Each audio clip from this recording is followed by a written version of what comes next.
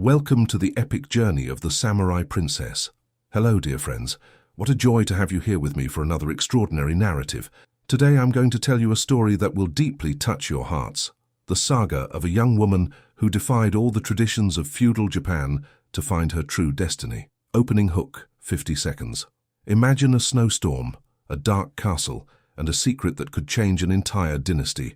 A baby is born amid the cries of war, but her existence must be denied. Raised in the mountains like a ghost, she will become the most unlikely warrior in Japanese history. This is the journey of Akira, the princess who became a samurai. Tell me in the comments, where are you watching from? What city, what state or country? I love knowing where this wonderful energy I feel through the screen comes from. Don't forget to leave that loving like and subscribe to the channel so you don't miss any of our exciting stories. Opening. Year, 1467, Sengoku period. Location, Shinano Province, feudal Japan. Takeshi clan castle and the surrounding mountains. The winter of 1467 descended upon Takeshi castle like a white shroud, carrying with it the icy winds of change. In the depths of the fortress, where shadows danced with the flickering light of candles, a cry tore through the silence of dawn, not the triumphant roar of a royal birth, but the muffled lament of a shattered hope. Yuki, the midwife with hands calloused by the sword and softened by years of care, held the still damp child against her chest. Her eyes, marked by the scars of ancient battles, met those of Nobunaga Takeshi, the powerful daimyo, whose force of will had conquered 3 provinces, but who now bowed before a cruel destiny. "A daughter," he murmured, and those 2 words carried all the weight of a threatened dynasty. The baby, wrapped in crimson silks that contrasted with her skin pale as the snow outside, opened her eyes for the first time. They were eyes dark as the winter night, but with a brightness that seemed to reflect the stars. The same eyes as her mother, Lady Sayuri, who had departed to the world of spirits just moments after giving birth. Nobunaga approached the window, where snowflakes fell in hypnotizing spirals. Each flake was unique, just like his daughter, beautiful but impossible to preserve in the cruel world of samurai. The ancestral laws were clear. Only a male heir could inherit the clan. A daughter meant the end of everything he had fought for. "Yuki," his voice cut through the air like a sharp blade, "she cannot exist." The ancient samurai midwife understood immediately. Her fingers, which had once wielded the katana with mastery, now closed protectively around the child. The baby sighed softly as if sensing the storm approaching her future. "We will say she died in childbirth," continued Nobunaga, each word a cut in his own heart. "You will take her far from here, to the mountains where no one will find her. There she will live or not. Destiny will decide." Yuki bowed her head in reverence, but her eyes never left the serene face of the baby. "My lord," she said, her voice rough with contained emotion, "if it is to protect her in the mountains, then she must learn to protect herself. Allow me." "Teach her whatever is necessary to survive," interrupted the daimyo, turning to the window. "But remember, Yuki, she can never return. She can never claim who she really is." Cries of false mourning began to echo through the castle corridors, announcing the supposed death of the Takeshi heiress. But in Yuki's arms, the true Akira, for so she would be called, clear as the dawn, slept peacefully, unaware that her life had become a secret, guarded by the snow itself. When Yuki left the castle in that frozen dawn, carrying a bundle that supposedly contained the body of the dead child, the storm intensified. But behind the mask of mourning, her lips whispered a promise that would be stronger than any samurai oath. "Little princess, I will make you a warrior that not even destiny will dare to challenge." And so, while the world believed that the Takeshi lineage had died, it had actually just begun to flourish in the silent mountains, where secrets grow like cherry blossoms, delicate but capable of changing the entire landscape when they bloom. 5 springs had painted the mountains green since that night of snow and secrets. The cedar wood cabin, half hidden among the giant pines, had become an entire world for little Akira, who now ran barefoot along the beaten earth paths like a wild doe.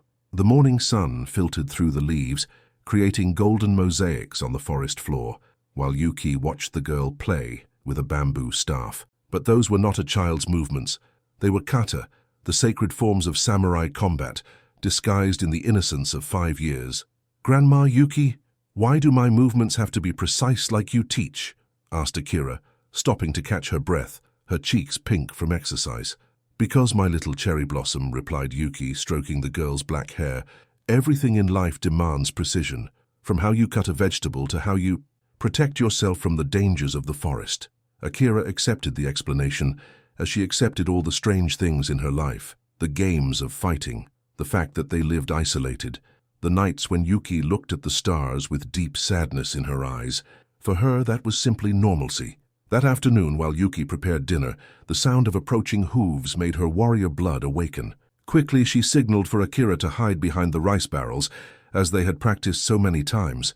3 soldiers from the rival Yamamoto clan emerged from the trail, their armor clinking like funeral bells. Their faces were marked by fatigue and urgency. "Old woman," said the leader, dismounting from his horse, "we need shelter for the night. We are pursuing bandits who attacked a convoy." Yuki bowed respectfully, but her muscles remained tense. "Of course, noble samurai. I have little, but I will share with honor." While the soldiers rested, drinking tea and devouring Yuki's stew, one of them observed, "It's strange to find a woman alone in these mountains. Don't you have family?" "I am a widow," Yuki lied softly.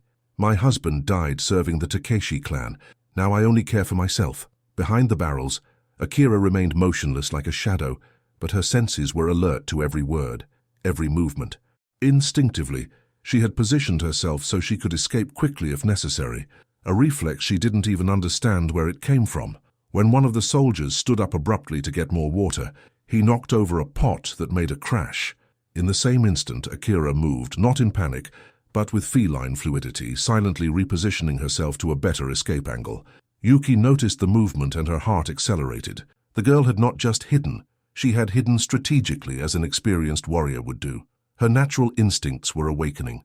After the soldiers left the next morning, Yuki found Akira sitting on a stone, watching the clouds. "Grandma, why did those men have sad eyes even though they were warriors?" The question caught Yuki off guard.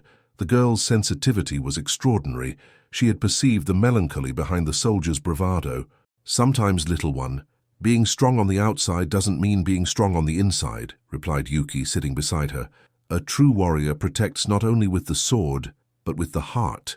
Akira nodded gravely, as if understanding truths beyond her age. "That's why you teach me to be precise with the staff? To protect with the heart?" Yuki smiled, but inside a decision crystallized like ice in winter. The girl was ready for more than games. Her natural instincts, her sharp intelligence, her emotional perception, all of this indicated that samurai blood ran strong in her veins. That night, while Akira slept, Yuki carefully unwrapped an object kept for 5 years, a small katana, forged especially for young hands. The blade gleamed in the moonlight, as if recognizing that its time was coming. "Tomorrow," whispered Yuki to the night wind, "we begin your true training, little princess, because the world is changing, and you need to be ready for any storm that may come." But what Yuki didn't know was that storms were already forming in the valley below, where curious merchants were beginning to ask questions about child footprints found near the solitary widow's cabin. The autumn of 1472 painted the mountains red and gold, colors that echoed in the restless heart of Akira, now a 10-year-old girl with eyes that seemed to hold more wisdom than her age suggested. The morning training sessions had evolved from games to serious combat sessions, and the small katana was already a natural extension of her arms. "Why can't I go down to the village like the children in the stories you tell me, Grandma Yuki?" The question escaped her lips as she practiced a disarming movement, her navy blue kimono undulating like water in the wind. Yuki paused, the wooden sword freezing in the air. It was the 10th time that month that Akira had asked that question, each time with more insistence. The loneliness of the mountains was beginning to weigh on the young girl's spirit. "Because," Yuki said carefully, "some flowers are too precious to grow in common gardens. They need special care, away from eyes that may not understand their true beauty." But Akira was no longer the child who accepted mystical explanations. "That doesn't answer my question," she said, planting the katana in the ground with determination. "I want to know the truth. Who am I really? Why do we live hidden? Why do you train me like a samurai if I'm just a common girl?" The silence that followed was dense as morning fog. Yuki looked at that small defiant figure, seeing in her echoes of the father she had never known, the same proud posture, the same refusal to accept half-truths. "Sit down," Yuki said finally, indicating a fallen log. "It's time for you to know part of the truth." Akira obeyed, her eyes shining with anticipation and fear. "You are not a common girl," began Yuki, choosing each word as if it were a sharp blade. "You come from a very important family, a family with powerful enemies. Your parents, they couldn't raise you. That's why they entrusted me with your protection." "Are my parents dead?" Akira's voice was small but firm. "Your mother, yes." "Your father?" Yuki hesitated. "He lives, but in a world that would be too dangerous for you." The tears that Akira had contained for so long finally emerged, rolling silently down her cheeks. "So I'm an orphan, a noble orphan hidden in the mountains." "You are much more than that," said Yuki, pulling her into an embrace. "You are proof that warrior blood is not chosen by birth, but awakened by courage. That's why I teach you to fight." "Like a boy," murmured Akira. "Like a samurai," corrected Yuki. "And for that, yes, you must learn to pass for a boy when necessary. The world out there isn't ready to accept a woman warrior, even one of noble blood." Akira pulled away from the embrace, wiping her tears. "Then teach me everything. If I must live hidden, let it be as the strongest warrior these mountains have ever seen." That's how Akira's true training began. Yuki taught her to tie her hair like a young samurai, to move with masculine posture, to modulate her voice to sound deeper. But more important than that, she revealed to her the secrets of the sword she had guarded for years. "The katana," explained Yuki on a golden afternoon, "is not just a weapon. It is the extension of the warrior's soul. When you wield your blade, you must do so with the purity of heart of one who protects, not one who attacks." Akira absorbed each teaching like dry earth absorbs rain. Her movements became more fluid, her precision more lethal, her understanding of the samurai code deeper. But in the silent nights when Yuki thought she was sleeping, Akira looked at the stars and whispered questions to the wind. "Father, where are you? Do you know your daughter lives? Would you care if you knew she's becoming the samurai you always wanted?" It was on one of those nights that Kenji, the merchant with eyes too attentive, made careful notes about footprints too small to be an adult's, found near the solitary widow's cabin. The first secret had been revealed, but others, more dangerous ones, still remained buried like cursed treasures. And in the villages below, rumors began to spread about a ghost child who lived in the Forbidden Mountains. The spring of 1474 brought with it the Cherry Blossom Festival, when even the darkest mountains dressed in pink and white. Akira, now 12 years old, with skills that rivaled experienced samurai, watched the petals dance in the wind, like little ballerinas. "Can I go to the festival in the village?" she asked for the 20th time that week, while practicing archery with precision that would make any archer envious. Yuki considered the question carefully. The girl needed to see the world to understand it, and her training was advanced enough for a real test. Besides, the constant questions from merchants about the mountain child suggested that her existence was no longer completely secret. "Very well," she said finally. "But you will go as Akio, my orphaned grandson. Do you remember everything I taught you?" Akira nodded gravely, transforming before Yuki's eyes. Her hair was tied in the traditional masculine topknot. Her posture became more angular, her voice modulated to a deeper tone. In minutes, the delicate girl had disappeared, replaced by a 12-year-old young samurai. The festival in the village of Shimizu was a spectacle of colors and sounds.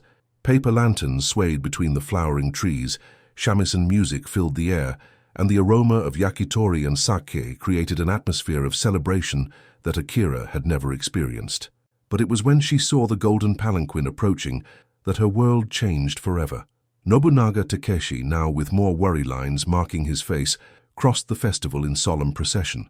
His eyes, the same dark eyes that Akira saw in water's reflection, observed the crowd with the melancholic distance of one who carries heavy secrets. "Who is that man?" asked Akira, feeling a strange connection she couldn't explain. "The daimyo Takeshi," replied Yuki, keeping her voice neutral with effort. "A great leader, but a man who has suffered losses." Akira couldn't look away. There was something about that man that called to her, as if part of her soul recognized another. Nobunaga, in turn, felt an intense presence and turned, his eyes briefly meeting those of the young Akio in the crowd. For a moment that seemed eternal. Father and daughter looked at each other without recognizing, two halves of a broken story connected only by an invisible thread of destiny. The moment was broken when alarm cries echoed through the festival. Bandits had taken advantage of the celebration's distraction to attack the wealthier merchants. What should have been a party became chaos in seconds. Akira saw a small child, a girl of perhaps 6 years, being knocked down by the panicking crowd. Instinctively, without thinking of the consequences, she launched forward. Her movements were poetry in motion. She dodged desperate adults, slid under a frightened horse, and reached the child exactly when one of the bandits raised his blade. Akira's katana met the attackers in a metallic sound that cut through the air like a temple bell. Her technique was perfect. Deflection, counterattack, disarming, all executed with a fluidity that seemed impossible in someone so young. "Run!" she shouted to the child, keeping the bandits at bay until soldiers arrived. When the dust settled, a crowd had formed around the young hero. Nobunaga, who had observed the entire sequence, approached slowly. "What is your name, young warrior?" he asked, his voice carrying a strange emotion. Akio," stammered Akira, realizing she had revealed too many skills. "I am trained by my grandmother Yuki." Nobunaga looked at Yuki, who had approached with a pale face of concern. "Yuki," he repeated, and something passed between them, a recognition, a silent understanding. "My lord," said Yuki with a deep bow, "the boy is impulsive. I apologize if he caused any embarrassment." But Nobunaga wasn't listening to the words. He was lost in Akio's eyes, seeing in them echoes of a woman he had loved and lost 12 years ago. The resemblance was impossible to ignore, especially combined with that supernatural ability. "Where do you train, Akio?" he asked softly. "In the mountains, my lord.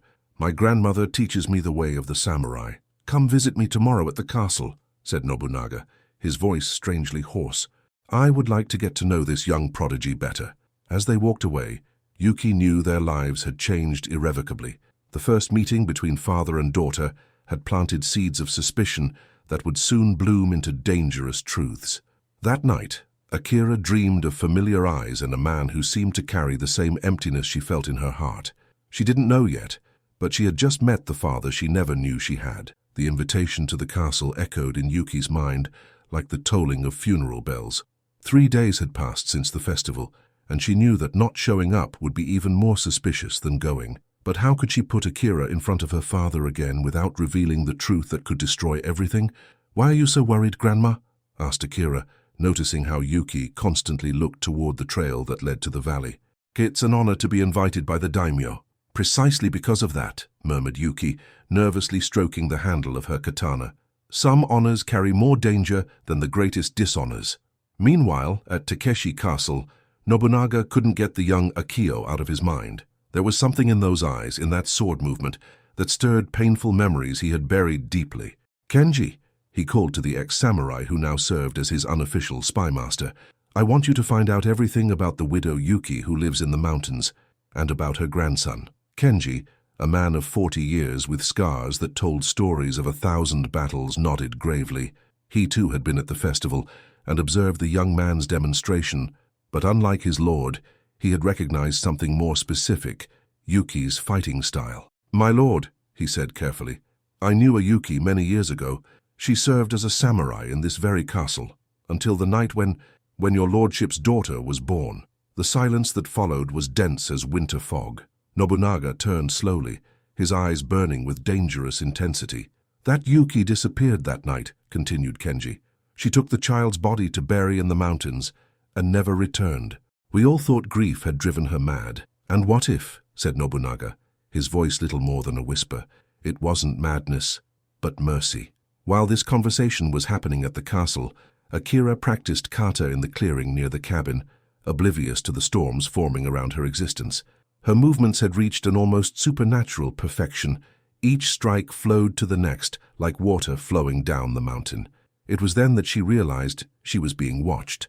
"Very impressive," said a male voice in the shadows, "but I recognize that style." Kenji emerged from the trees, his hands far from weapons in a gesture of peace. "You must be Akio. I am Kenji, servant of the Takeshi clan." Akira immediately assumed a defensive position, but remained respectful. "What does the lord desire?" "To speak with your grandmother," said Kenji, his eyes studying every detail of the young person before him. The resemblance to Nobunaga was subtle but undeniable, mainly in the eyes and the shape of the chin. Yuki appeared from the cabin as if she had sensed his presence.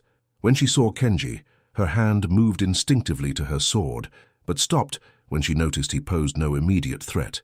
"Kenji-san," she said, her voice carefully neutral, "it's a surprise to see you after all these years." Yuki, he replied, inclining his head in respect. You trained young Akio with mastery. His movements remind me of old friends. The dialogue was loaded with subtext that Akira didn't fully understand, but that made her feel as if she were at the center of a storm about to explode. May I speak with you privately? Asked Kenji. Yuki looked at Akira. Continue practicing, don't go far. The two adults moved away, but remained within Akira's sight.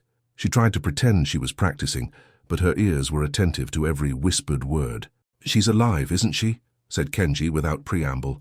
I don't know what you're talking about, replied Yuki, but her tense posture betrayed her. Yuki, I've known you for years. I know when you're lying. Kenji looked at Akira, who was trying to appear disinterested. Nobunaga's daughter. Akio isn't a boy, is he? It's her. Yuki's silence was answer enough. By all the kami, whispered Kenji. You kept her alive all these years, trained her as a samurai. And what do you intend to do with this information? Asked Yuki, her hand now firmly on the katana's handle. Kenji looked again at Akira, seeing in her not just his lord's lost daughter, but something more, the incarnation of everything a samurai should be. Courage, skill, honor. Protect her, he said finally. If she really is who I think she is, then there are people who would kill to prevent her from claiming her place, and others who would kill to use her as a weapon. So you're going to help us keep the secret? I'm going to do more than that, said Kenji. I'm going to help prepare her for what's coming, because Yuki, Nobunaga, is beginning to suspect. And when the truth comes to light, and it will, Akira will need to be ready to survive the consequences. That night, while Akira slept, two guardians watched over her sleep, the woman who had sacrificed everything to raise her, and the man who had decided to bet his life on hers. But in the more distant shadows, other eyes watched, and other plans began to form. Akira's secret was becoming too big to remain buried. Summer brought more than heat to the mountains. It brought tension that seemed to electrify the very air. Akira, now 14 years old, had grown not only in height and strength, but in a lethal grace that transformed every movement into martial art. Her techniques had evolved beyond what Yuki alone could teach. I need a more challenging training partner, declared Akira on a golden morning, after easily defeating all the straw dummies Yuki had prepared. Someone who will really test my limits. Kenji, who now visited regularly under the pretense of being a spice merchant, smiled. Perhaps it's time for you to train with someone who doesn't know all your moves. It was then that the confrontation that would change everything happened. A thunder of hooves on the trail alerted the three to the approach of unexpected visitors. But these were not lost merchants or soldiers on a mission. They were samurai in full armor, carrying the colors of the Yamamoto clan. Kenji of the Takeshi clan, roared the leader, dismounting from his horse with movements that revealed years of battle experience. We know you're here.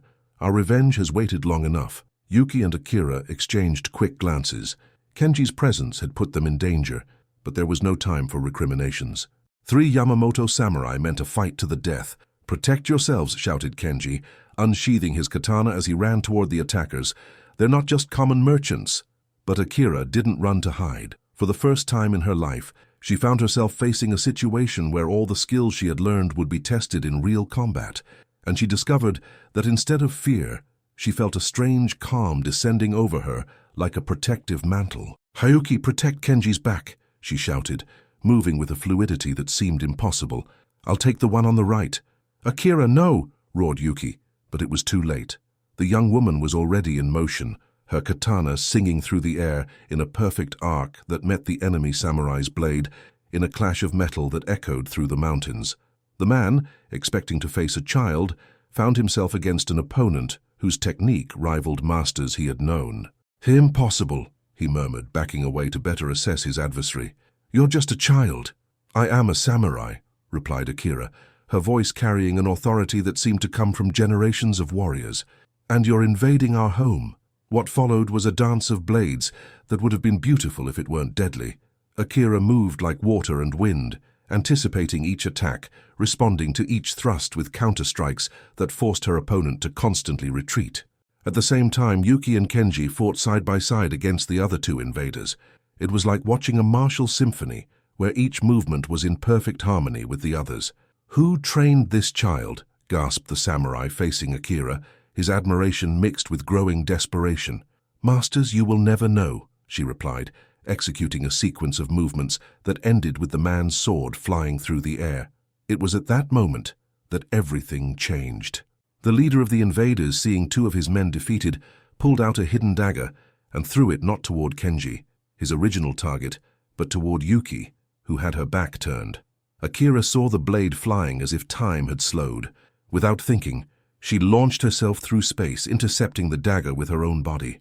The blade found her shoulder, but Yuki was safe. "Ah, Akira!" shouted Yuki and Kenji simultaneously, the concern in their voices revealing more than words ever could. The wound wasn't mortal, but the revelation was. The leader of the invaders, now looking at the wounded young woman on the ground, saw something that made him shudder. "Those eyes," he whispered. "I know those eyes. They're the eyes of—" Kenji didn't allow him to finish the sentence. His katana found the man's chest in a movement so fast it seemed like a blur. The invaders were defeated, but the damage was done. "Akira," said Yuki softly, pressing a cloth against the young woman's wound. "You saved my life, and revealed yours in the process," added Kenji gravely. "He recognized you. Others will too." Akira, despite the pain, forced a smile. "So we can't keep running anymore, can we?" "No," agreed Yuki, her tears mixing with the blood she was cleaning. "It's time for you to face who you really are." That night, while they cared for Akira's wounds, the three guardians of a secret that could no longer be kept began to plan something none of them had dared imagine before, presenting the true Takeshi heiress to the world. But first, there was an even more fundamental truth that needed to be revealed. Akira needed to know who her true parents were, and Yuki knew that some truths cut deeper than any sword. Autumn came early that year, painting the leaves blood red, a color that seemed to echo the state of Akira's heart as she recovered from her wounds. 2 weeks had passed since the battle, 2 weeks of loaded silences and furtive glances between Yuki and Kenji that she could no longer ignore. "Enough," she said finally, on a morning when fog covered the mountains like a shroud. "I know you're hiding something else, something about who I really am." Yuki was preparing medicinal herbs, but her hands trembled slightly, a sign of nervousness that Akira had learned to recognize over the years. "Akira-chan," began Yuki softly, "there are truths that are like poisoned blades. Once they cut, they never heal completely." "Then let them cut me," replied Akira, her voice carrying iron determination. "I'd rather bleed with truth than live with lies." Kenji, who was sharpening his katana near the fireplace, stopped what he was doing. "She has the right to know, Yuki, especially now." The silence that followed was broken only by the crackling of the fire and the whisper of wind among the pines. Finally, Yuki sat before Akira, her calloused hands taking the young woman's. "Your father is not just any nobleman," she said, each word weighing like a stone. "He is Nobunaga Takeshi, the daimyo who has ruled these lands your entire life, the man you saw at the festival." Akira felt as if the world had stopped spinning. The memories of that day returned with devastating force. The strange connection she had felt, the way he had looked at her, the inexplicable familiarity. "The man in the golden palanquin," she whispered. "Those eyes. It was like looking in a mirror." "Yes," confirmed Yuki, tears beginning to form in her eyes. "So you are Akira Takeshi, the daimyo's legitimate daughter, the heiress the world believes is dead." The revelation hit Akira like lightning. Her entire life, all the unanswered questions, all the moments when she had felt different, everything now made sense in a way that was both liberating and terrifying. "Why?" she asked, her voice breaking. "Why did he abandon me? Why did he fake my death?" "Because you were born a woman," said Kenji gently. "In the laws of our time, only a male heir can inherit a clan. Your father, he did what he thought he had to do to save the dynasty." "But he asked me to save you," added Yuki quickly. "He didn't want you to die. He wanted you to live, even if it was in secret." Akira stood up abruptly, walking to the window where she could see the mountains that had been her prison and refuge her entire life. Silent tears rolled down her face as she processed the magnitude of the revelation. "So I'm a rejected daughter," she said bitterly, "a discarded heiress because I was born the wrong gender." "You are a survivor," corrected Yuki firmly, "a warrior who became everything any father could want in a child, regardless of gender." But the words of comfort didn't reach Akira's devastated heart. The pain of rejection, even if understandable within the context of the time, cut deeper than any physical wound. "I need to be alone," she said, heading for the door. "Akira, it's dangerous." "I am a samurai," she exploded, her voice echoing through the mountains. I spent 14 years training to be stronger than any danger. Let me process this alone." And with those words, she disappeared into the forest. Hours passed before Yuki and Kenji decided to look for her.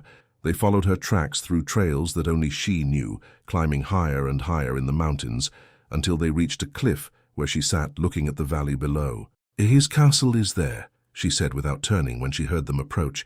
"My father lives there, probably not even thinking about the daughter he abandoned." "Akira, do you know what the most painful part is?" she continued, her voice strangely calm. "It's not having been abandoned. It's knowing I was trained to be exactly what he always wanted, a skilled, loyal, honorable warrior. But because I was born a woman, that will never be enough." Yuki sat beside her, followed by Kenji. "Perhaps," she said softly, "it's time to change what it means to be enough." "How?" "By showing the world that a woman samurai can be as honorable as any man," replied Kenji. "Your father may have made the choice the law required, but you can make the choice honor demands." Akira turned to look at them, and they saw that something had changed in her eyes. The pain was still there, but there was also a fierce determination that hadn't existed before. "You're right," she said slowly. "I can't change the circumstances of my birth, but I can decide what to do with the life you gave me."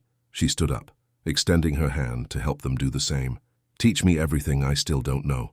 Prepare me to be the warrior this world isn't ready to accept yet. Because one day," she added, looking toward the distant castle, "I'm going to meet my father again. And when that happens, he'll see not the daughter he abandoned, but the samurai she became despite everything." The mountain wind carried her words down to the valley, like a promise whispered to the kami that some destinies are too strong to be denied. Winter came early and fierce that year, as if the very kami were reacting to the approaching changes. Akira, now completely dedicated to her training with an intensity that bordered on obsession, had become a force of nature. "Again," commanded Kenji, watching her execute a complex sequence of kata in the snow-covered courtyard. "But this time, imagine you're facing 3 opponents simultaneously." Akira obeyed, her body moving like a deadly dance among snowflakes that seemed to freeze in the air around her blade. Each movement flowed to the next, with precision that transcended technique. It was pure martial art. "Impressive," murmured an unknown voice from the trees. The 3 warriors immediately assumed defensive positions, but the man who emerged from the shadows raised his hands in a sign of peace. He was young, perhaps 25 years old, with clothes suggesting a high-ranking samurai. "I apologize for the intrusion," he said, bowing respectfully. "I am Hideo, servant of the Yamamoto clan. I bring an urgent message." Kenji kept his hand on his sword. "Speak quickly."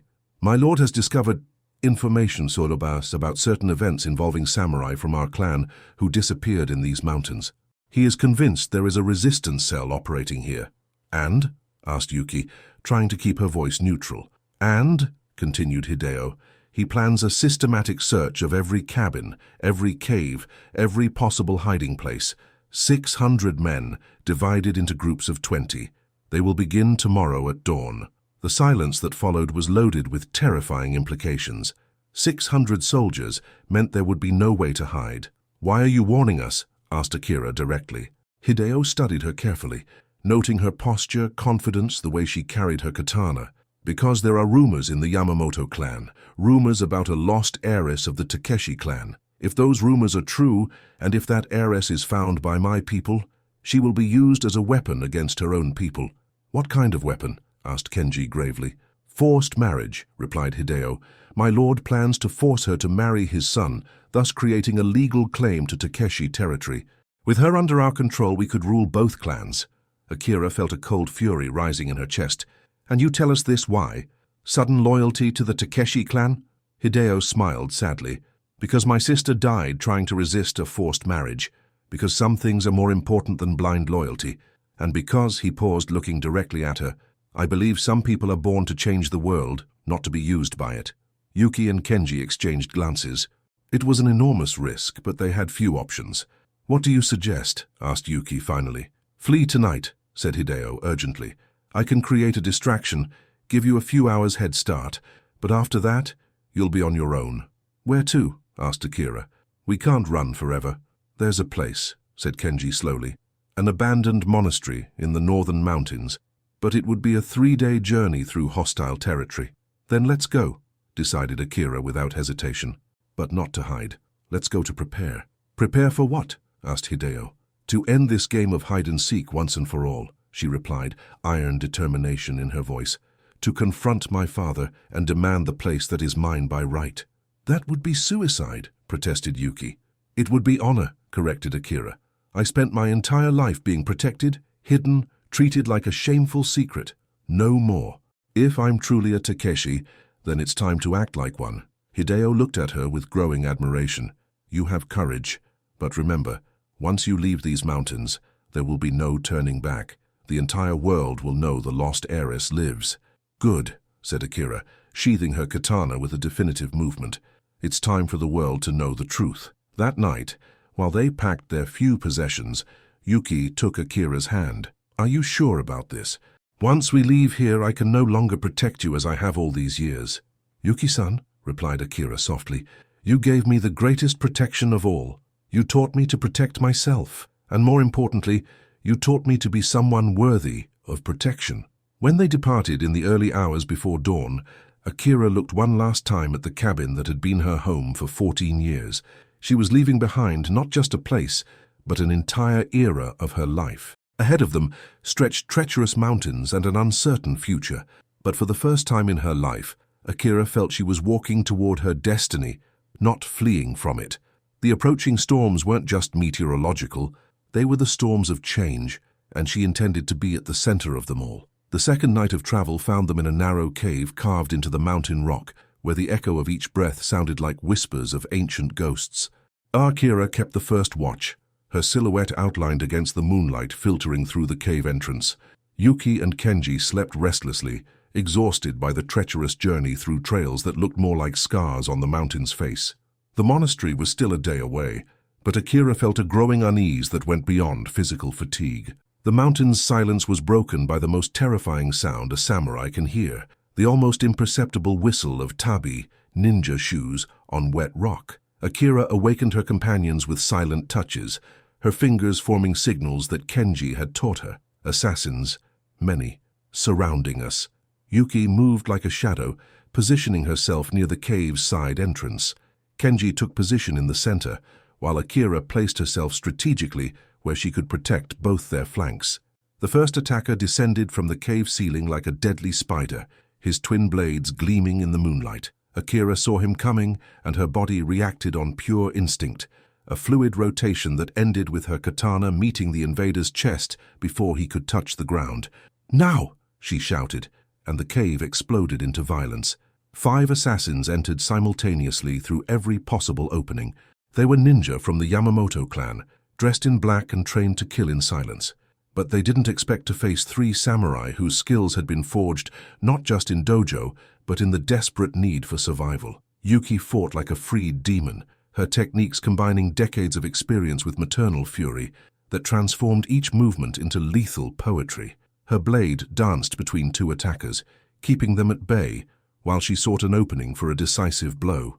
Kenji faced what was clearly the leader of the assassins, a man whose mastery rivaled his own. Their swords met in a series of metallic clashes that created sparks in the cave's darkness. But it was Akira who became the center of the battle. 2 assassins attacked her simultaneously, confident that a young woman would be the easiest prey. Instead, they discovered they were facing a hurricane in human form. Her movements transcended everything she had learned in training. It was as if years of repression, of living as a secret, of denying her own identity, suddenly channeled into pure martial energy. Each strike carried not only perfect technique, but an emotion that transformed combat into art. "Impossible!" gasped one of the assassins when his second blade was deflected by a sequence of movements that seemed to defy the laws of physics. "You fight like the legendary ancient masters." "I fight like a Takeshi," replied Akira, executing a combination that even Yuki had never seen. It was at this moment that fate intervened cruelly. The leader of the assassins, realizing he was losing to Kenji, pulled out a hidden blade and threw it, not toward his direct opponent but toward Yuki, who had her back turned, finishing her own combat. Akira saw the blade's trajectory and knew with crystal clarity that she wouldn't reach in time to intercept it. Without hesitation, she did the only possible thing, threw herself into the dagger's path. The blade hit her left side, just below the shoulder, penetrating deeply between the ribs. The pain was intense but secondary compared to the satisfaction of seeing Yuki unharmed. "Akira!" shouted Yuki and Kenji simultaneously, their voices echoing through the cave like roars of wounded lions. What followed was pure devastation. The fury of the two veterans seeing their protégé wounded transformed them into forces of nature. The remaining assassins were eliminated in seconds, but the damage was done. Akira was on the cave floor, blood forming a dark pool around her. Her breathing was labored, but her eyes remained focused and determined. "It's not as bad as it looks," she managed to say between difficult breaths. Yuki was already at her side, tearing cloth to make bandages. "Stay still, my little warrior. We're going to take care of you." "The monastery," whispered Akira. "We need to reach the monastery. More assassin will come." Kenji, who had gone out to check if there were other attackers, returned with somber news. "She's right. I see torches on the trail below. We have maybe an hour before they arrive." "Then help me stand," said Akira, trying to get up. "Absolutely not," protested Yuki. "Yuki-san," Akira's voice gained an authority that silenced objections. "We didn't go through all this to be captured now. Either we reach the monastery together or we die trying, but we're not giving up." It was at that moment that both Yuki and Kenji understood that the girl they had protected for so many years had truly become a samurai. Not just in technique, but in spirit. With infinite care, they helped her stand and began the final journey toward the monastery, carrying with them a wounded warrior who refused to be broken. Behind them, the torches approached, but ahead there was the promise of sanctuary, and more importantly, there was the certainty that Akira Takeshi had finally found not only her abilities as a warrior, but her strength as a leader. The blood she had shed was not just the price of battle, it was the baptism that would transform her from hidden princess to revealed samurai. The Monastery of Eternal Winds rose from the mountains like a stone finger pointing toward the heavens, its black walls contrasting with the snow covering its curved roofs. For 3 days, Akira had recovered in its silent halls, cared for by an elderly monk whose hands had healed both wounds of body and spirit. "Your strength returns quickly," observed Monk Jishin, changing the bandages that covered Akira's wound. "But I can see there's a deeper wound that my medical knowledge cannot reach." Akira, seated in lotus position before a window that offered a view of the distant valley where Takeshi Castle stood like an unfulfilled promise, nodded slowly. "Monk-sama, have you ever faced a choice where all paths lead to pain?" "Many times, daughter. And I learned that in those moments, we must choose not the path that avoids pain, but the one that honors who we truly are." His words echoed in Akira's mind as she contemplated the decision that had crystallized in her heart during the days of recovery. Yuki and Kenji had argued against it. The monk had offered wisdom, but in the end, she knew there was only one choice aligned with everything she had learned about honor. "Yuki-san, Kenji-san," she called, her voice carrying a resolution that hadn't been there days ago. "I need to speak with you." The two approached, seeing in Akira's posture signs of a decision they feared. "I'm going to present myself to my father," she announced without preamble. "I'm going to Takeshi Castle and will claim my place as his daughter." "Akira, that would be suicide," protested Yuki immediately. "The laws are clear. A woman cannot—" "The laws were made by men who never imagined a woman with a samurai's abilities," interrupted Akira. "But I exist, and my existence has already changed the rules." Kenji sat before her, his eyes showing a mixture of admiration and concern. "Even if your father accepted you, which is unlikely, the other daimyo would never recognize your claim. You would become a target for assassins from all over Japan." "I'm already a target," replied Akira pragmatically. "The difference is that now I can defend myself openly, instead of living in the shadows." "And if he publicly rejects you?" asked Yuki, her voice breaking slightly. "And if he orders your death for disobedience?" Akira remained silent for a long moment, watching clouds move over the distant valley. "Then I'll die knowing I tried to live with honor, instead of living forever as a shameful secret." "There's another option," said Kenji slowly. "We could leave for distant territories. Start a new life where no one knows our history." "Flee?" Akira looked at him with surprise. "Kenji-san, would you flee if someone questioned your honor as a samurai?" "No," he admitted. "But you are." "I am what?" "Different, because I'm a woman." Akira stood up, walking to the window. "My entire life I've heard I'm different. Too different to live in the castle, too different to claim my inheritance, too different to be accepted as a samurai. But do you know what I discovered in recent days? She turned to face them, and they saw in her eyes a determination that transcended gender, age, or social convention. I discovered that being different isn't a flaw to be hidden. It's a strength to be embraced. My father created a child in secret, but not a male child. He created something this world has never seen before, a woman samurai. And maybe that's exactly what this world needs. Monk Jishin, who had listened to the conversation in silence, approached slowly. "There is an ancient prophecy in our texts," he said, his voice echoing through the stone halls. "It speaks of a warrior who will be born when the moon reflects in the sun, who will unite the qualities of yang and yin, and who will change Japan's destiny." "Monk's superstition," murmured Kenji, but his voice lacked conviction. "Perhaps," agreed the monk. "Or perhaps the kami sent exactly what we needed at the moment we needed it." Yuki stood up, walking to Akira and taking her hands. "If you're determined to do this, then we'll do it the right way, not as a supplicant begging for acceptance, but as a warrior claiming her place." "What do you mean?" asked Akira. "It means you first need to prove your worth, not just to your father, but to the world," said Kenji, new determination emerging in his voice. "If you're going to reveal yourself, you must do it in a way that no one can question your right to exist." "How?" "By saving the clan," replied Yuki simply. "Spies report that the Yamamoto army approaches. Your father will need every warrior he can get. If you appeared not as a lost daughter, but as a warrior offering help in the hour of need, it would be difficult to reject you," completed Kenji. Akira felt a wave of hope mixed with terror. It was a risky plan, but it had an elegance that appealed to her sense of honor. "Then that's it," she said, feeling as if she were finally breathing freely after years of holding her breath. "We're going to the castle, not to beg for acceptance, but to earn it." That night, while they prepared for the journey that would change everything, Akira looked one last time through the monastery window. Tomorrow, she would stop being a secret. Tomorrow, she would become either a recognized samurai or a glorious martyr. But one thing was certain, she would never be invisible again. The stars seemed to shine with approval as the lost daughter of the Takeshi finally prepared to return home. Dawn at the monastery brought with it golden mists that enveloped the mountain peaks like celestial silks. Akira woke before sunrise, as she had done every day since her recovery, but this time with the acute awareness that it would be her last day as a person without official identity.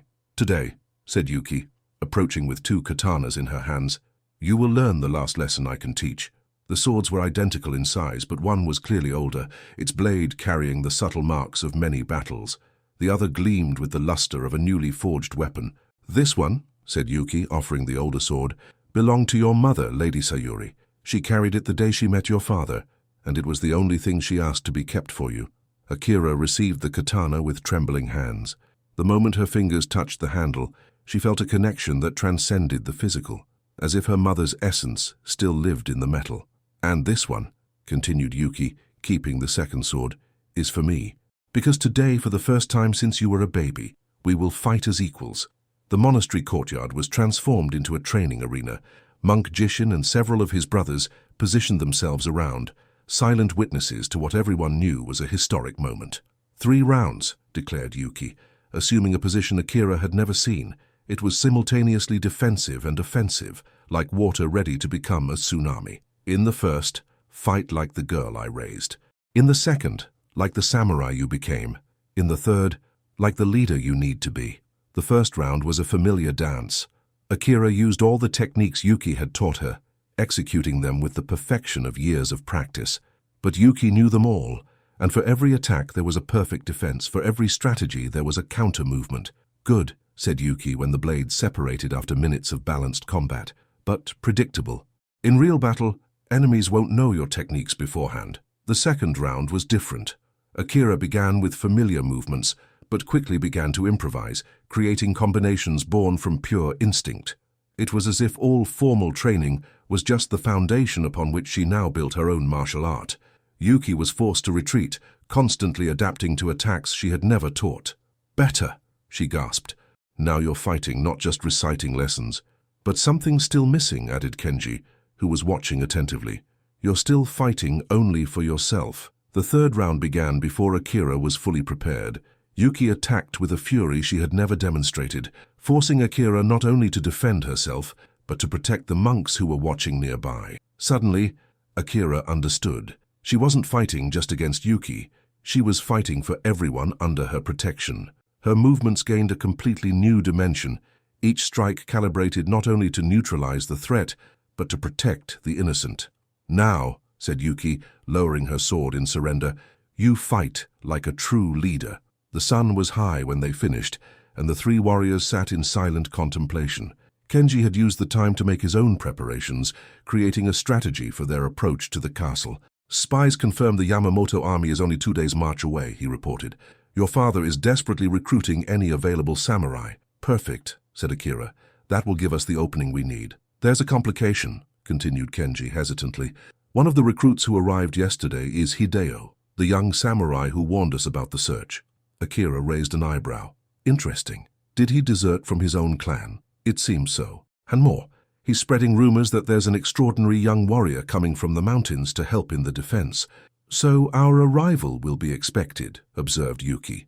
"Which could be good or bad, depending on how we present ourselves," said Akira thoughtfully. That afternoon she underwent a final transformation. Yuki cut her hair in the masculine samurai style. Kenji helped her dress in armor that had belonged to a young warrior, and Monk Jishin offered blessings for the journey.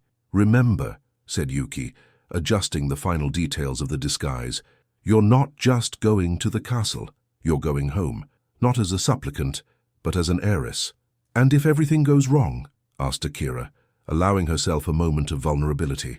"Then we'll die knowing we tried to change the world," replied Yuki simply, "and that's already more than most achieve." When they departed from the monastery in the early afternoon hours, Akira looked back just once. She was leaving the last place where she had been totally free to be herself. Ahead was a world that could accept or reject her, but would never ignore her again. Takeshi Castle appeared in the distance like a promise and a threat. Within its walls she would find her destiny, whether as a recognized samurai or as a glorious martyr.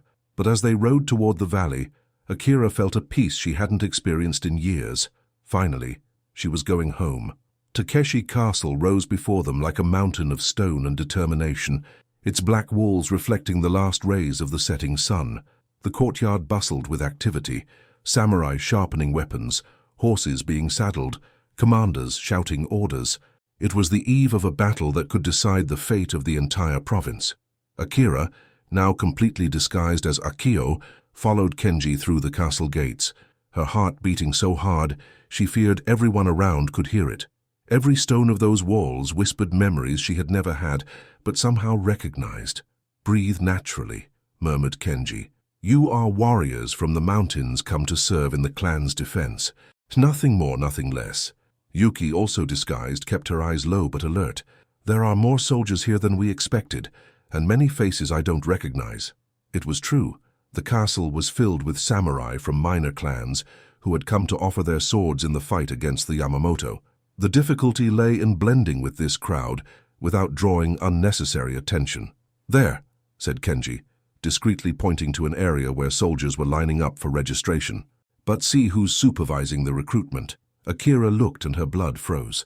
Hideo was there, but not alone. He was conversing intensely with a commander she recognized from descriptions, Matsudaira, her father's right-hand man. "He could expose us," whispered Yuki. "Or help us," murmured Akira. "Remember, he warned us about the assassins." When they reached the front of the line, Hideo saw them, and his eyes widened slightly. But his expression quickly transformed into controlled surprise. "Kenji-san," he said loudly enough for Matsudaira to hear, "it's the mountain warrior I told you about, and this must be the young prodigy." Matsudaira studied the trio with experienced eyes. He was a man in his 50s, scars telling the story of dozens of battles. "I heard rumors about a young man with extraordinary abilities. Akio, isn't it?" "Yes, sir," replied Akira, modulating her voice to sound deeper. "Demonstrate," said Matsudaira simply. "Sir, your abilities. I don't accept warriors based only on rumors." A circle quickly formed around them. Matsudaira summoned 3 experienced samurai, each wielding bokken, wooden swords, for a skill test. Akira felt all the techniques she had learned flowing through her mind like flowing water. But more than that, she felt her mother's presence in the katana at her side, and the strength of all who had believed in her. The first opponent attacked with a direct and powerful strike. Akira deflected it, with a movement that seemed impossible to perform, redirecting the attacker's force against himself. The second tried a complex combination that would have confused most young warriors, but Akira responded with a sequence that left spectators murmuring admiration. The third opponent was clearly the most experienced, testing not only her technique, but her adaptability. It was then that something magical happened. Akira stopped thinking about individual techniques and began fighting with pure intuition. Her movements became fluid like dance, each defense flowing naturally into a counterattack. It was as if all the lessons, all the training, all the pain of her life had condensed into this perfect moment of martial expression. When she finished, the silence in the courtyard was absolute. Then, slowly, applause began. First from Hideo, then from other samurai, until the entire courtyard resonated with approval. "Extraordinary," said Matsudaira, genuinely impressed. "I haven't seen technique like this since the old days of the daimyo himself." It was at this moment that a familiar voice cut through the air. "What demonstration are you talking about?" Nobunaga Takeshi had arrived at the courtyard, drawn by the commotion. Akira saw her father approaching and felt as if the world had stopped spinning. He was older than she remembered from the festival. More worry lines marked his face, but the eyes were the same, eyes she saw every morning in her own reflection. "My lord," said Matsudaira, bowing, "this young man demonstrated abilities that rival our best samurai." Nobunaga looked directly at Akira, and for a moment that seemed eternal, father and daughter studied each other. He frowned slightly, as if something familiar bothered him. "What is your name?" he asked directly. "Akio, my lord," replied Akira, struggling to keep her voice steady. "And who are your masters?"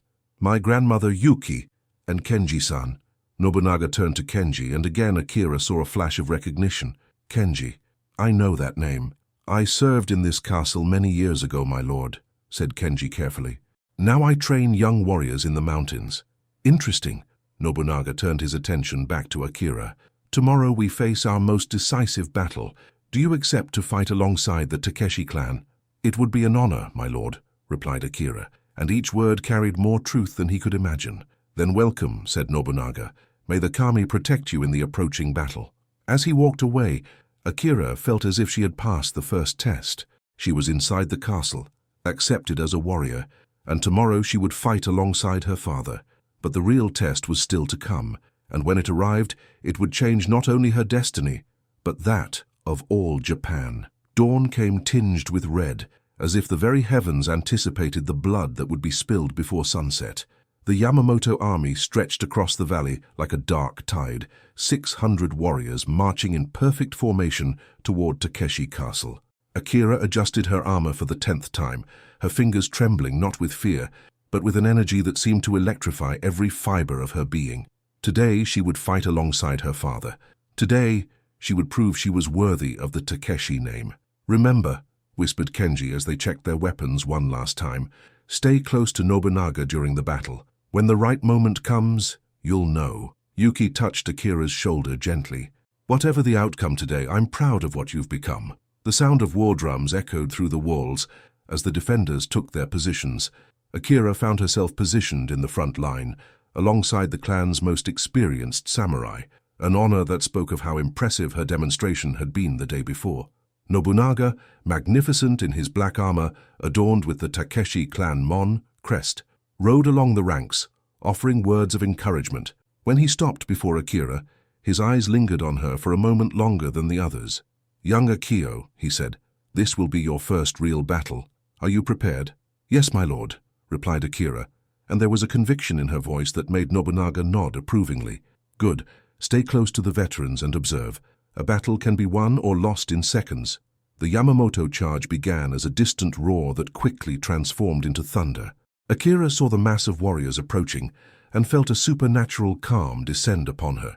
This was the moment for which she had trained her entire life. The initial clash of the two forces was like the meeting of two tempests. Metal met metal in a chorus of destruction that echoed through the mountains. Akira moved through the chaos like flowing water, her blade dancing in patterns that seemed impossible. She saved the lives of 3 Takeshi samurai in the first minutes, her reflexes and technique allowing her to intercept attacks they hadn't seen coming. But it was when she saw her father in danger that everything changed. Nobunaga had been separated from his men by a coordinated Yamamoto assault. 3 of their best samurai surrounded him, and although he fought with the mastery of decades of experience, he was clearly outnumbered. Without hesitation, Akira launched herself across the battlefield. Her movements transcended everything she had done before. It was as if her entire life, training in the mountains, secrets, the pain of rejection, Yuki's love, Kenji's loyalty, everything channeled into pure martial energy. The first attacker was neutralized with a combination that lasted less than 3 seconds. The second had his sword shattered by a blow that came from an angle that seemed to defy geometry. The third retreated, his eyes wide with terror at the supernatural force that had appeared from nowhere. "Who are you?" he shouted before fleeing. It was then that it happened. A spear thrown by a distant archer flew toward Nobunaga, who had his back turned, finishing another opponent. Akira saw the trajectory and again, without thinking, launched herself to intercept. The spear hit her chest, penetrating between the armor plates. The pain was instantaneous and devastating, but secondary to the satisfaction of seeing her father safe. She fell to her knees, blood beginning to accumulate in her mouth. Nobunaga turned and saw her, his eyes widening in horror. "Akio!" he shouted, running to help her. But when he knelt beside her and removed her helmet so she could breathe better, the world stopped. Akira's long hair spilled like a black cascade. Her face, free from the helmet's shadow, revealed delicate features that no disguise could completely hide. And her eyes, those eyes that had haunted him for 14 years, looked directly at him. "By the kami," he whispered, You are your daughter," finished Akira, each word costing her immense effort. "Akira Takeshi. And I didn't die that night." The silence around them was absolute. The nearby samurai had stopped fighting, shocked by the revelation. Nobunaga looked at his daughter's face and saw in it echoes of Sayuri, echoes of himself, echoes of a life he had believed lost forever. "It's impossible," he murmured. "You died. I saw." "Yuki saved me," said Akira, forcing a smile despite the pain. "She raised me. She trained me. She taught me to be the warrior you always wanted me to be." Tears began to form in the powerful daimyo's eyes. "Daughter, my daughter, father," she whispered, and in that single word was all the love, all the pain, all the hope of a lifetime. It was Hideo who broke the moment, shouting a warning. "More Yamamoto soldiers approach. We need to move her." But the revelation had spread like wildfire. "The lost heiress," shouted the samurai. "The Takeshi daughter lives." Nobunaga now faced the most difficult choice of his life. Before him was his daughter, alive, breathing, bleeding for him. Around them, a battle that still needed to be won, and beyond that, the implications of a revelation that would change Japan forever. "My lord," said Matsudaira urgently, "what do we do?" Nobunaga looked at Akira, seeing in her not just his daughter, but the bravest warrior he had ever known. He saw Yuki approaching, tears running down her face. He saw Kenji positioned protectively nearby, and he made the decision that would define his lineage. "This," he said, his voice carrying across the entire battlefield, "is Akira Takeshi, my daughter and heiress, and anyone who wants to hurt her will have to go through me first." The roar of approval from the Takeshi samurai echoed through the mountains, but Akira barely heard it. She had finally heard the words she had waited for her entire life. Her father had recognized her. Now it remained to discover if the world would be ready to accept the first officially recognized woman samurai in history. A year had passed since that day that changed everything. The golden sunset painted the courtyard of Takeshi Castle with tones of amber and hope, where now a familiar figure practiced kata with a grace that transcended technique. It was pure art in motion. Akira Takeshi, now officially recognized as heiress and Japan's first woman samurai, executed a sequence of movements that had become legendary among warriors throughout the country. Her armor gleamed with the clan's mon, but modified to accommodate her feminine form, an innovation that other clans had begun adopting for their own warrior daughters. "Still practicing?" asked a familiar voice. Akira finished her sequence and turned to see Yuki approaching, now with the official title of Master of Arms of the castle, the first woman to occupy such a position in any Japanese clan. "Practice never ends," replied Akira, smiling, "especially when you're changing centuries of tradition." It was true. Akira's public recognition had unleashed a silent revolution throughout Japan. Initially, many daimyo had protested, some even threatening war. But when news spread of how she had fought, saving not only her father, but contributing decisively to victory over the Yamamoto, Objections began to dissolve into curiosity. "How was the meeting with the daimyo today?" asked Yuki, referring to the monthly assembly that Nobunaga had instituted so his daughter could learn governance. "Productive," said Akira, her eyes shining with satisfaction. "Lord Ito agreed to send his daughter to train here. She'll be our 5th apprentice this year." The training program had been Akira's idea, accepting daughters of noble families who wished to learn the way of the samurai. What began as an experiment had become a movement spreading across the nation. And Kenji? How was he adapting to his new role? Akira smiled. Kenji had become the first sensei of balanced traditions, a position he had invented himself to teach how to integrate women warriors into existing military structures without destroying traditions that still worked. "He's in the North Dojo, training the new recruits, men and women together as we planned." Familiar footsteps made both turn. Nobunaga approached, his posture showing a lightness that hadn't been there a year ago. The weight of the secret, carried for so long, had been replaced by pride in seeing his daughter flourishing in the role for which she was born. "Daughter," he said, and the words still carried the miracle of being able to be spoken openly, "I received an interesting letter today." "From whom, father?" "From the shogun." Nobunaga paused dramatically. "He wishes to personally meet the woman samurai who is changing Japan." Akira felt a mixture of nervousness and excitement. The shogun's recognition would be the final seal on the legitimacy of her position. "And what did you reply?" "That the Takeshi heiress would be honored to demonstrate that a warrior's strength resides in the heart, not in gender." Yuki laughed softly. "And to think it all began with a baby I carried through a snowstorm." "No," corrected Akira, looking at the two who had made her journey possible. "It began with two people brave enough to believe that some traditions exist to be transcended, not preserved." The sound of hooves on the drawbridge announced visitors' arrival. It was Hideo, now serving officially as ambassador between the Takeshi clan and the Yamamoto remnants, a function he had personally requested to help heal the wounds of war. "Akira-sama," he said, bowing respectfully, "I bring news from the southern provinces. 3 clans have requested permission to send delegations to observe your training methods." "Delegations of male samurai?" she asked. "Men and women," he corrected. "It seems the idea of warriors balancing masculine and feminine strength is taking root." Nobunaga nodded with satisfaction. "My daughter, you've done more in 1 year to evolve our society than most achieve in a lifetime." But Akira shook her head. "I did nothing more than be authentic. Change happened because other people had the courage to accept something new." That night during dinner, the family, now complete for the first time, reflected on the journey that had brought them there. Kenji had joined them, as had Hideo, who had become like a younger brother to Akira. "You know," said Akira, looking around the table, "there are moments when I still can't believe this is real, that I can be myself openly without fear. And there are moments," added Yuki, "when I look at you and see not just the girl I raised, but the woman you chose to become." "What comes next?" asked Kenji. "When the shogun officially recognizes you, when other clans adopt your innovations. What's the next step?" Akira considered the question carefully. "Building a Japan where children grow up knowing their worth isn't determined by the gender they were born with, but by the character they choose to develop. A Japan," added Nobunaga proudly, "where fathers don't need to hide their daughters, but can celebrate them." When night fell and lanterns lit up throughout the castle, Akira climbed to her quarters, rooms that had once belonged to her mother and were now hers by right. On the wall hung Lady Sayuri's katana beside her own blade, 2 generations of women warriors, united symbolically.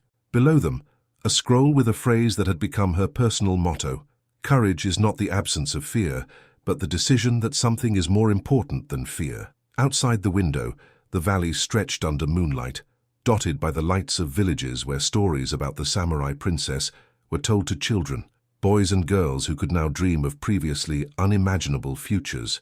Akira gently touched the scar on her chest, a permanent reminder of the battle that had changed everything. It was no longer a mark of pain, but a symbol of transformation. "Thank you," she whispered to the night, addressing the kami, the ancestors, all who had made possible her journey from hidden child to revealed leader. In the silence that followed, the wind carried her gratitude through the mountains, where it echoed like a promise that some changes, once begun, become unstoppable. The sun would rise tomorrow over a different Japan, a country where the first officially recognized woman samurai would continue writing new pages in her people's history.